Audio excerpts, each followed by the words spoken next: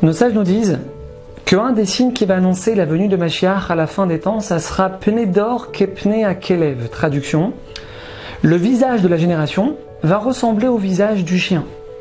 Alors, comment comprendre cette comparaison? Rav Israël Salanter nous explique ici, mes amis, quelque chose de fondamental, écoutez bien. Lorsqu'on frappe un chien avec un bâton, qu'est-ce qu'il fait le chien? Eh bien tout simplement, le chien il va mordre le bâton. Le chien n'arrive pas à voir qu'à quelqu'un qui tient le bâton. Nous disent nos sages, c'est exactement pareil avec nous. À la fin des temps, on va réagir de la même manière. Dès qu'on va nous faire du mal, nous offenser, nous blesser, nous humilier, nous voler, on va s'en prendre à la personne qui est en face, on va mordre le bâton, plutôt que de comprendre que ce qui est arrivé maintenant, c'est Dieu qui l'a décidé. Alors c'est une notion qui est très dure à vivre, qui est très dure à intérioriser, c'est vrai. C'est un travail qui demande des efforts incroyables.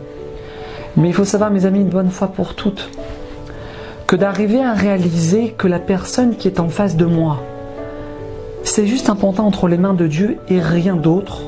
Ça, c'est la base la plus fondamentale de notre Torah. La base sur laquelle repose tout notre judaïsme. Personne au monde ne peut nous faire quoi que ce soit, nous enlever, nous rajouter quoi que ce soit si Dieu ne l'a pas décidé. On peut faire Shabbat, manger kasher, étudier la Torah, s'habiller en jupe, se couvrir la tête. Mais si on n'a pas cette intime conviction que chaque chose qui arrive dans ce monde, elle est validée par Hachem, alors mes amis, il nous manque l'essentiel. Je vais peut-être vous choquer en vous disant ça, mais si on se dit « Ah mais purée, mais dans quel pétrin ils nous ont mis ces Chinois avec ce corona, ils nous ont pourri notre vie !» Alors mes amis, il nous manque l'essentiel. Il nous manque l'essentiel. Les Chinois, ils n'ont absolument rien à voir là-dedans. Ils ne sont que le bâton entre les mains de Dieu. Il ne faut pas se louper sur ça, mes amis. Parce que ça, c'est le test que Dieu il nous envoie dans notre génération. Est-ce qu'on va vivre avec ou sans Emouna? C'est sur ça que Hachem il nous attend le plus. Est-ce qu'on va réussir à le mettre devant nos yeux dans chaque situation? Mon fils il renverse la carafe à table. Mon client il me fait courir pour me payer. Ma femme qui me tombe dessus quand j'entre à la maison.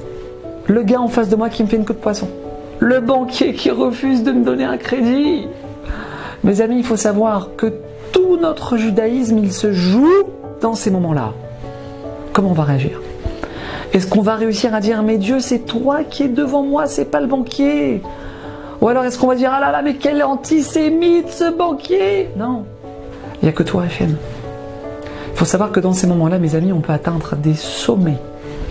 On peut atteindre le niveau le plus élevé qu'un juif puisse atteindre sur terre. C'est plus que Shabbat, c'est plus que les tchilines, c'est plus que de manger kasher, c'est plus que tout. La Emouna, c'est tout en haut. On doit prendre conscience de ça, mes amis, maintenant plus que jamais. Que tout n'est qu'un bâton entre les mains de Dieu, que chaque chose elle a un sens, et que même si on ne comprend pas maintenant, un jour viendra où tout sera clair. À bientôt.